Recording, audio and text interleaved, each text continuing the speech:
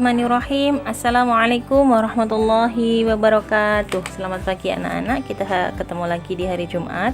Semoga kalian tetap sehat dan tetap dalam lindungan Allah Subhanahu wa taala. Kita awali pertemuan kita hari ini dengan bacaan basmalah. Bismillahirrahmanirrahim.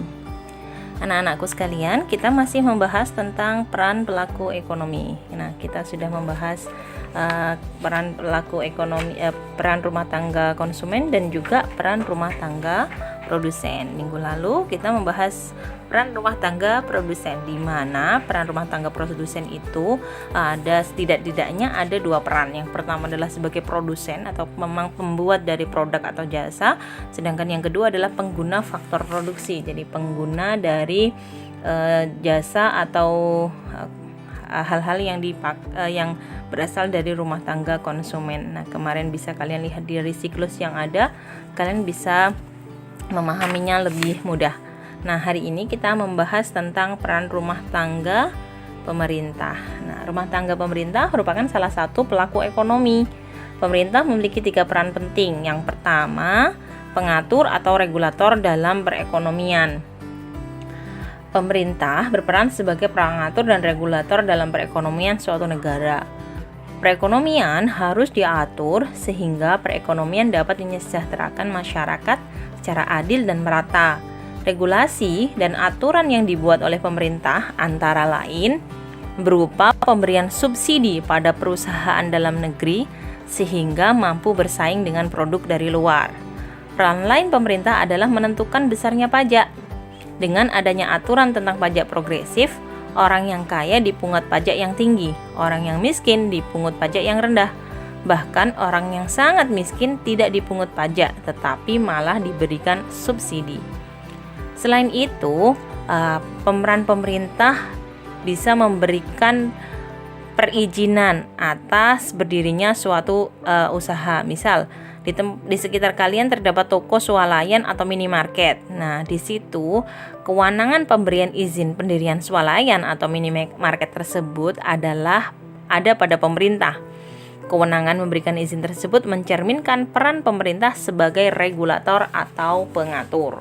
Yang kedua adalah konsumen. Seperti halnya rumah tangga keluarga, rumah tangga pemerintah juga memiliki peran sebagai konsumen. Dalam menjalankan fungsinya sebagai pengatur atau regulator, pemerintah membutuhkan sarana dan prasarana penunjang yang dibeli dari rumah tangga perusahaan atau produsen. Contoh, kita sekolah, lembaga pendidikan gitu ya, lembaga pendidikan yang kemudian untuk menjalankan aktivitasnya sehari-hari butuh sarana dan prasarana. Misal membutuhkan kertas, printer, dan lain-lain yang tidak bisa diproduksi sendiri oleh sekolah tersebut, maka membutuhkan dari rumah tangga produsen atau perusahaan yang membuat barang-barang tersebut dan lain sebagainya. Nah, peran yang ketiga dari peran rumah tangga pemerintah adalah sebagai produsen. Selain sebagai konsumen, pemerintah juga berperan sebagai produsen. Dalam menjalankan perannya sebagai produsen, pemerintah memproduksi barang atau jasa. Pada subbab sebelumnya, gitu ya, minggu kemarin kita sudah menjelaskan bahwa rumah tangga produsen di negara kita adalah bentuknya BUMN, Badan Usaha Milik Negara. BUMN adalah badan usaha yang dimiliki oleh pemerintah. Maka pemerintah juga berperan sebagai rumah tangga produsen.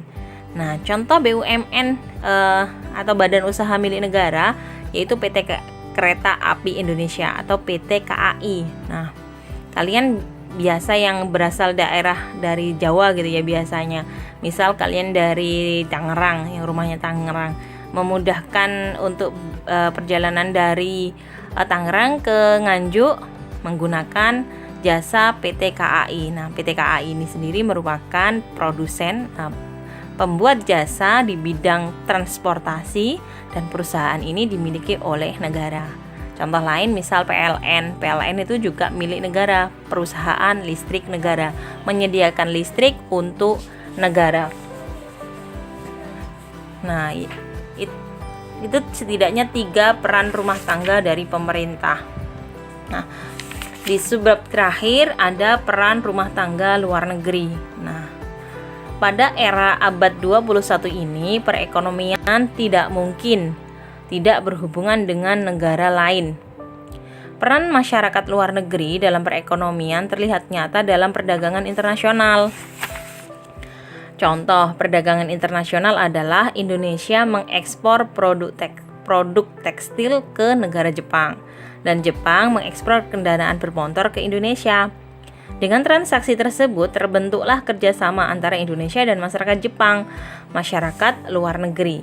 Apakah di daerahmu terdapat perusahaan yang sudah melaksanakan ekspor impor? Nah, ini yang daerahnya biasa berasal dari di daerah-daerah industri, misal Mojokerto, kemudian Gresik. Nah, itu kan banyak sekali perusahaan-perusahaan besar gitu ya. Nah, kemudian apakah perusahaan itu menjalankan perdagangan internasional, perlu melakukan ekspor atau impor? Nah, kalian kalau tahu mungkin bisa melakukan wawancara. Namun ini tidak tugas ya. Kalian bisa melakukannya secara mandiri dan boleh melaporkan ke saya kalau mau gitu ya. Insyaallah akan menambah wawasan kalian. Namun jika kalian terbatas karena memang kondisi pandemi kita hari ini yang belum selesai, nah kalian boleh lihat tuh di YouTube atau di sumber belajar lain, banyak buku-buku yang menjelaskan tentang ekspor impor. Kalian boleh melihat, membaca, menambah wawasan kalian untuk bisa menambah hasanah keilmuan kalian terkait dengan perdagangan internasional. Nah, semoga dengan kalian banyak membaca, banyak mempersiapkan hal-hal lain yang berkaitan dengan pembelajaran kita, insya Allah wawasan kalian akan bertambah, keilmuan kalian bertambah, dan akan menjadikan kalian orang-orang yang nantinya semakin banyak ilmu dan banyak pengetahuan. Demikian yang bisa saya sampaikan anak-anak. Semoga Allah memberikan keberkahan kepada kita semuanya. Dan saya akhiri billahi taufiq wal hidayah. Wassalamualaikum warahmatullahi wabarakatuh.